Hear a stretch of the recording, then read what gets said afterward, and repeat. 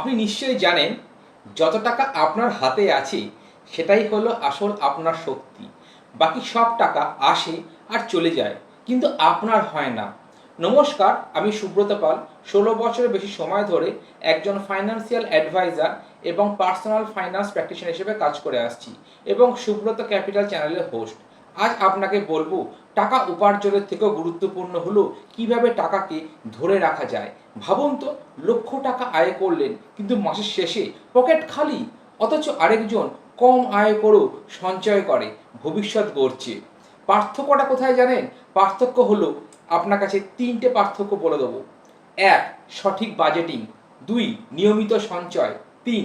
বিনিয়োগ, যেমন এসআইপি অর্থাৎ সিস্টেমেটিক ইনভেস্টমেন্ট প্ল্যান। এছাড়া ফিক্সড ডিপোজিট, আরও আছে life insurance, recurring deposit, NPS. এগুলো সবই আপনার টাকাকে আপনার হাতের ভেতরে ধরে রাখবে, হাতের বাইরে নয়। মনে রাখবেন, যে টাকা আপনি নিয়ন্ত্রণ রাখতে পারেন সেটাই আপনার সম্পদ, বাকি কেবল চলমান ধোঁয়া। আর আয়ের চেয়ে গুরুত্বপূর্ণ হলো সঠিকভাবে টাকাকে ধরে রাখা।